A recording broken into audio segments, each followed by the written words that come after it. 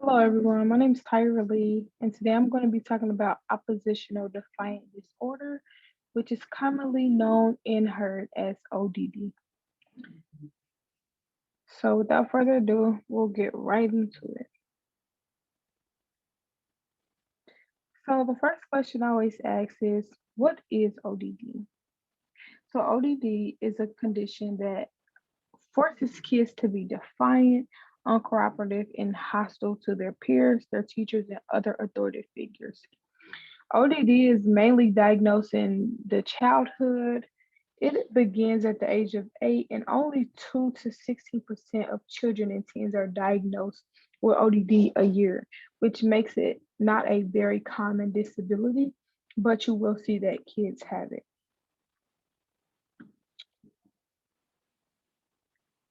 So, what are the causes of ODD? There actually is no proven cause to ODD at this point in time. The only thing that people have to go off of are theories. So the two main theories would be the developmental theory and the learning theory. And the developmental theory starts with children and toddlers, and it's said to believe that children have a harder time becoming independent from their parents or a person that they had an emotional connection to. And so it causes normal developmental issues to last longer than they should. So let's say maybe someone is having trouble with something at the age of 3 and they get over it by 5. This student with ODD would still be dealing with the same issue at the age of 5, which could be troubling for them inside of the classroom or just working with any other student. And then the second theory would be called the learning theory. And this is just a theory that students are just mirroring what they're seeing most of the time. So if they're seeing you do something negative, then they're reacting to that behavior. So, with the learning theory, the use of negative reinforcement increases negative behavior. And this is because they mirror the effects of negative reinforcement methods, and then they kind of get upset by it. So let's say a child does something and you yell at them. That would be potentially giving the child the reaction that they want because they like when you're getting upset by their defiant behavior.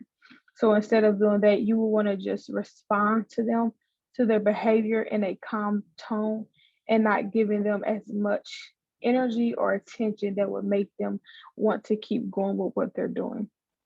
So, especially with this theory, you would just want to make sure that you use positive reinforcement and that you aren't abusing power in front of your kid. I mean, not at all would be good, but definitely not in front of the child.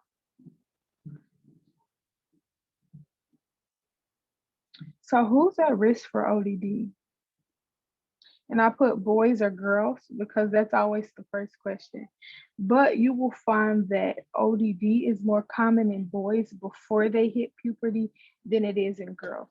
And still, overall, after puberty, it's equaled out between boys and girls. But you will also see that children with um, mood and anxiety disorders and conduct disorders and also ADHD, they're more likely to develop ODD than students who don't have it. And the theory behind that is not, there really isn't one. It's just that those mental health disorders oftentimes connect with ODD.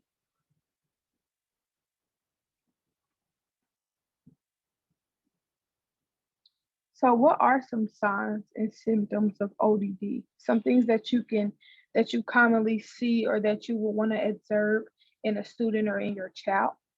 The first thing would be constant anger and an irritable mood.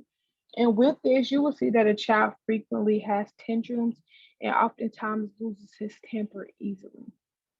Example of that would be I was in a classroom and I seen a student who was upset because he wanted to go to recess with the other class, but he had lost his recess. And instead of just sitting down behaving, he threw a complete tantrum. He was throwing books, knocking things off of the shelves, Things like this are things you would observe in a child who has ODD. The second thing is argumentative and defiant behavior. With this, you'll see students excessively arguing with other adults. You will oftentimes see them actively refusing to comply with the rules. And with this is just these things I know that all students have trouble with. Of course, all young kids argue or irritated or angry. But when you're looking at these signs, you want to look at how common or how constant are these things happening, because all students won't listen, or all children may disobey the rules, but some do it more than others, and that's when it becomes ODD and it becomes an actual issue or disability. And then you'll look and see that they may be blaming others for their mistakes, or the biggest one that you would want to look for is deliberately trying to annoy or upset other students. And then the last point is vindictiveness. And with this, you'll see that students are very spiteful. They're doing things purposely, and always seeking revenge. Um, and then the last point I wanted to make is inside of vindictiveness, you will see students saying mean and hurtful things to others.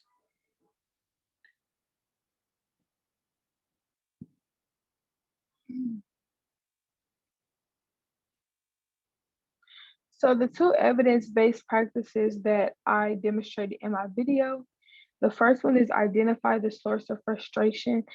So you will want to talk calm and consistently with your student.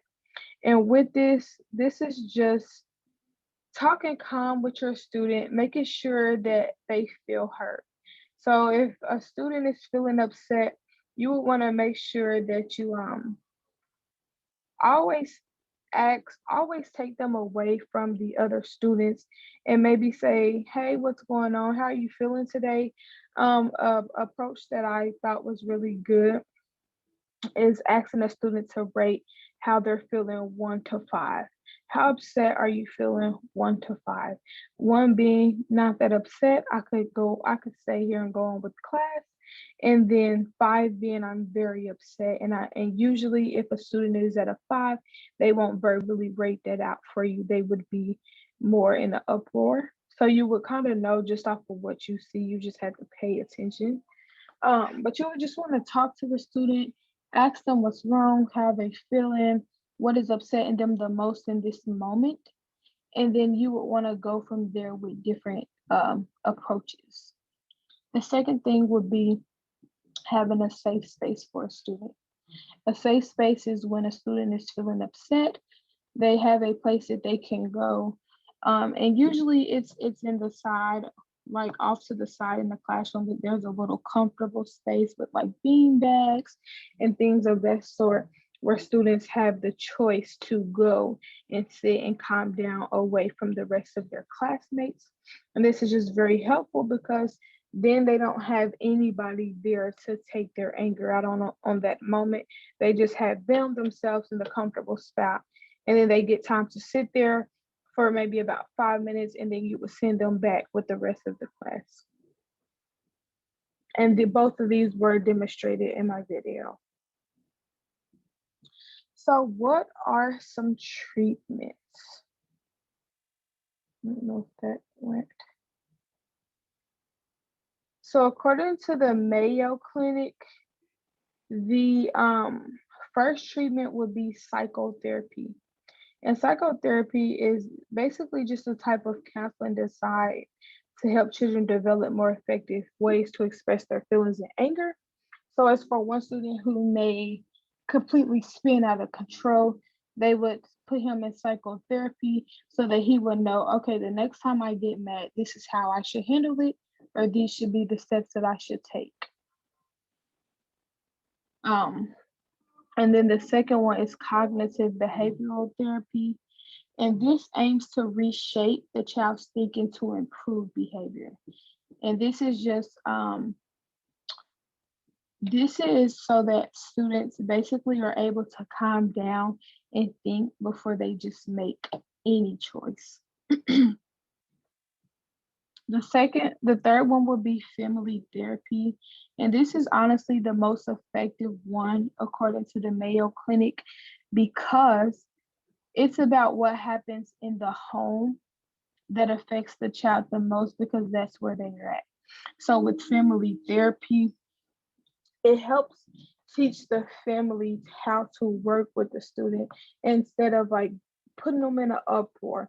It will teach you how you should connect with him, how you should talk to the student, different approaches you can take so that the student is calm and collected when it's time for him to have a conversation or when it's time for him, to go through whatever, to talk about whatever is going on. They'll be able to do that because of the approach you took to come towards them. And the last one would be parent management training.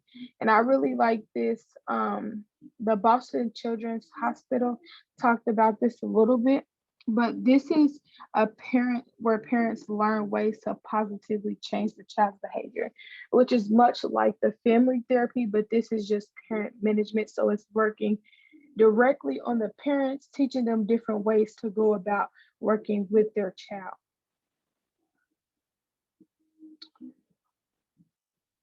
So more ways to help students with ODD.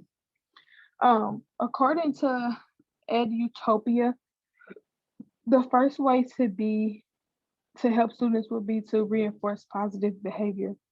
And with this, you just don't want to always look at the negative side, but you would want to acknowledge the good things. So a child with ODD is used to having negative attention.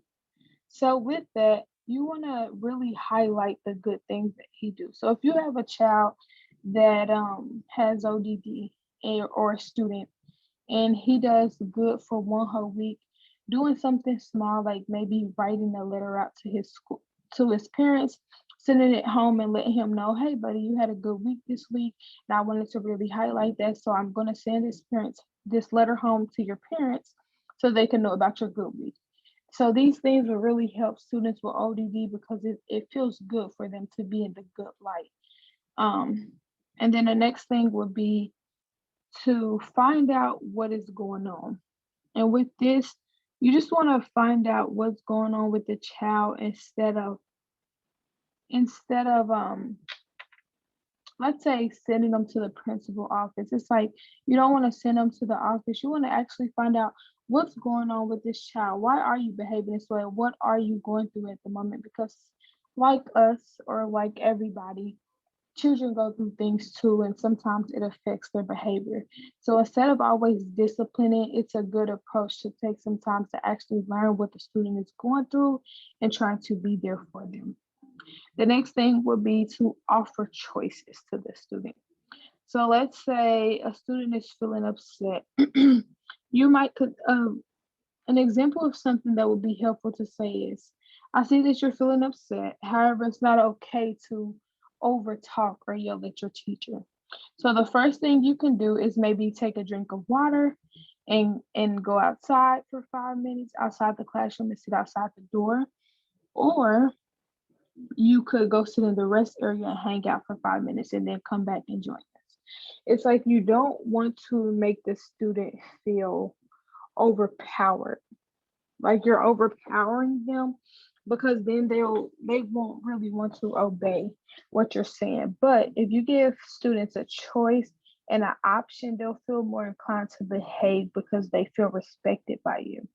So you don't want to use your power to overpower the student.